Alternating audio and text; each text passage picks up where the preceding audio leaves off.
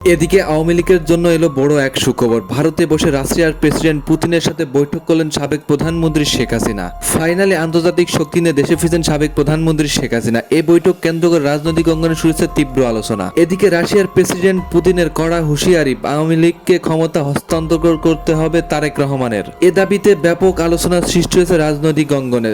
চাঞ্চল্যকর এক তথ্য দেখবেন আজকের প্রতিবেদনে। সত্যি কি দেশে ফিরবেন শেখ হাসিনা? বিস্তারিত জানতে পুরো ভিডিওটি শেষ পর্যন্ত দেখতে থাকুন। রাজধানীর গুলিস্তানে এই মুহূর্তে আমরা দেখছি নিষিদ্ধ সংগঠন ছাত্রলীগের একটি বিক্ষোভ মিছিল।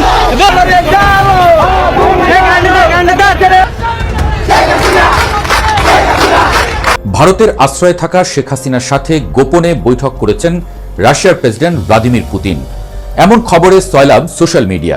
শেখ হাসিনাকে অভিনন্দন জানিয়েছেন রাশিয়ার প্রেসিডেন্ট ভ্লাদিমির পুতিন। আজ তিনি শুভেচ্ছা বার্তা পাঠিয়েছেন বলে জানিয়েছে প্রধানমন্ত্রীর প্রেস উইং। ছাত্র জনতার গণ অভ্যুত্থানে গত ৫ আগস্ট পতন হয় শেখ হাসিনা সরকারের, এমন খবর সবারই জানা। তবে আওয়ামী লীগ সরকারের সাথে যে এমন কিছু ঘটতে পারে তা আগেই সতর্ক করেছিল রাশিয়া, কিন্তু মস্কোর এই সতর্ক বার্তাকে খাটো করে দেখেছিল ভারত এবং শেখ হাসিনা সরকার। জনগণ চাইলে সাবেক প্রধানমন্ত্রী শেখ হাসিনার সন্তানরাও রাজনীতিতে ফিরতে পারেন বলে ব্রিটিশ বার্তা সংস্থা রয়টার্সকে দেওয়া এক সাক্ষাৎকারে সাফ জানিয়ে দিলেন তারেক রহমান। আসসালামু আলাইকুম দর্শক, জানিয়ে দিব এই মাত্র সর্বশেষ গুরুত্বপূর্ণ আপডেট সংবাদ। দর্শক, এত সময় শুনছিলেন সংবাদ শিরোনাম, এবার থাকছে বিস্তারিত।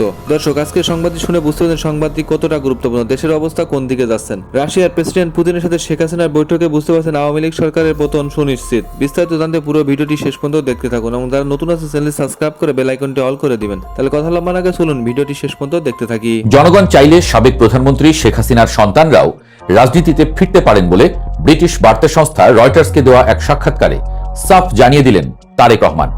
অর্থাৎ আওয়ামী লীগকে এক প্রকার গ্রিন সিগন্যালই দিয়ে দিলেন যেন বিএনপি চেয়ারম্যান।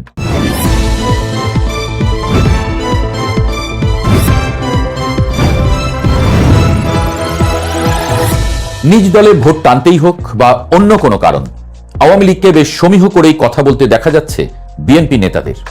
মির্জা ফখরুল ইসলাম আলমগীর প্রকাশ্যেই ঘোষণা দিয়েছেন ভালো আওয়ামী লীগারদের কোনো ধরনের হয়রানি করবে না বিএনপি। এবার তারেক রহমান বললেন রাজনীতি করার অধিকার সবারই আছে, সে যদি হয় শেখ হাসিনার সন্তানও।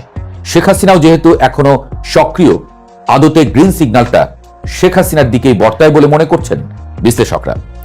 শুক্রবার ব্রিটিশ বার্তা সংস্থা রয়টার্সকে দেওয়া এক বিশেষ সাক্ষাৎকারে বিএনপি চেয়ারম্যান তারেক রহমান যে বক্তব্য রেখেছেন তা কেবল একটি রাজনৈতিক মন্তব্য নয়, বাংলাদেশের আগামী রাজনীতিতে এক সুদূর প্রসারী বিনিয়োগ বলেই মনে করছেন বিশ্লেষকরা।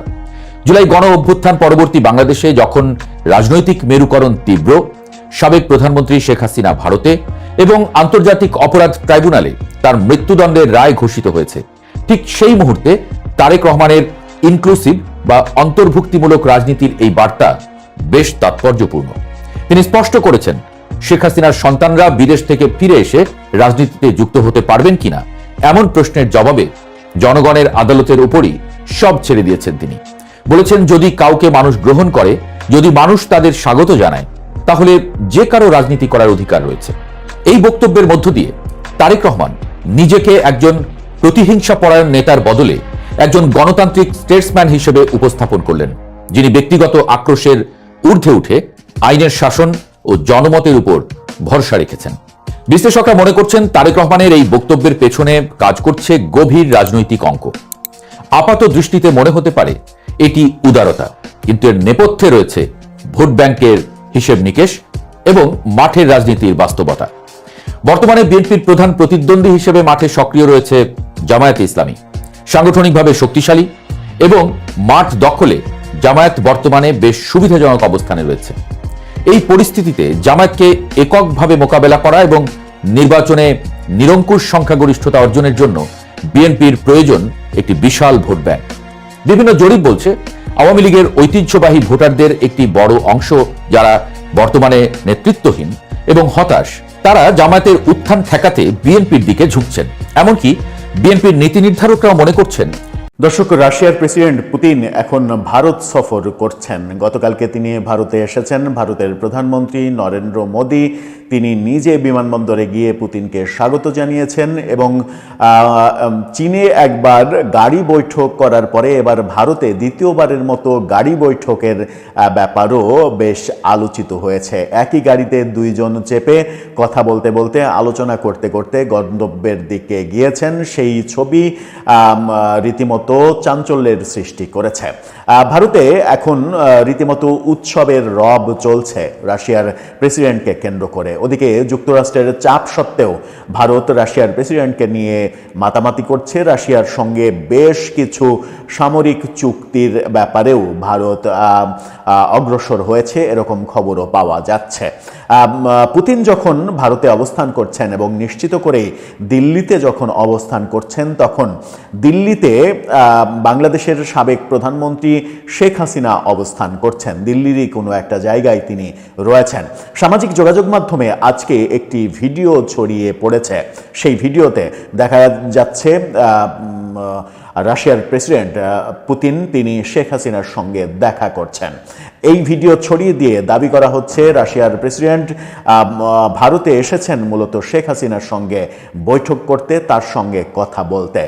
এই ঘটনা এবং এই ভিডিওর আদৌ কোনো বাস্তবতা আছে কিনা, বাস্তবতা থাকলে কতটুকু, রাশিয়ার প্রেসিডেন্টের সঙ্গে শেখ হাসিনার আদৌ দেখা হলো কিনা, দেখা হলে কি কথা হলো, চলুন একটু ভিডিওর মাঝখানে ঢুকে বোঝার চেষ্টা করি এই ভিডিওটা কতটা অথেন্টিক, সত্য কিনা, আজকের কিংবা গতকালকের ভিডিও কিনা, নাকি এআই দিয়ে তৈরি করা, নাকি পুরনো ভিডিও, নাকি এর পেছনে অন্য কোনো রহস্য রয়েছে। থাকবেন পলিটিক্স টিভির নিয়মিত আয়োজনে।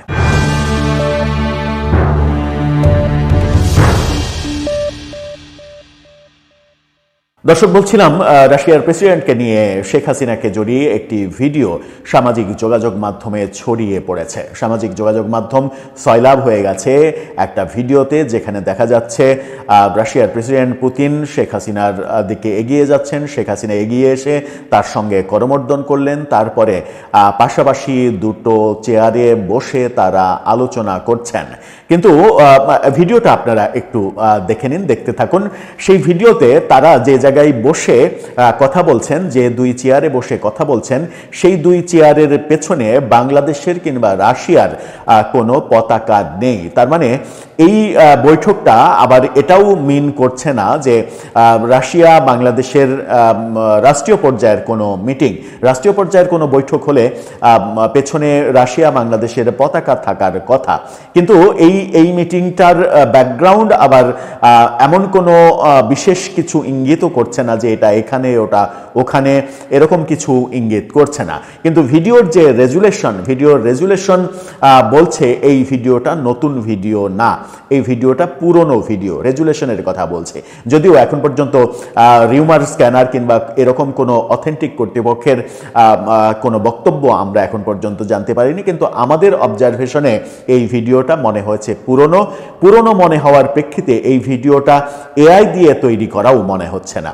এআই দিয়ে তৈরি করা হলে এটার রেজুলেশন, স্মার্টনেস অনেক বেশি তরতাজা, চকচকে, উজ্জ্বল হবে, কিন্তু সেই উজ্জ্বল কিংবা চকচকে ভাব এই ভিডিওতে নেই। রেজুলেশন খুবই লো রেজুলেশনের ভিডিও। সুতরাং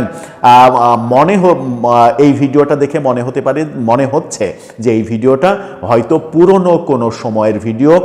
বাংলাদেশের বাইরে অন্য কোথাও রাশিয়ার প্রেসিডেন্টের সঙ্গে বাংলাদেশের প্রধানমন্ত্রী থাকাকালীন শেখ হাসিনার কোথাও একটা বৈঠকের হয়তো এটা চিত্র। আমরা যেহেতু এই ভিডিওর সোর্স জানি না, সেহেতু নিশ্চিত করে বলতে পারছি না যে এই ভিডিওটা কোথাকার বৈঠক। কিন্তু প্রিয় দেশবাসী, আপনার ভিডিওটি শুরু থেকে শেষ মাঝে যে যেখান থেকে দেখছেন, আপনাদের সকলকে জানাই অসংখ্য ধন্যবাদ। যদি ভিডিওটি ভালো লেগে থাকে অবশ্যই শেয়ার করে দিবেন।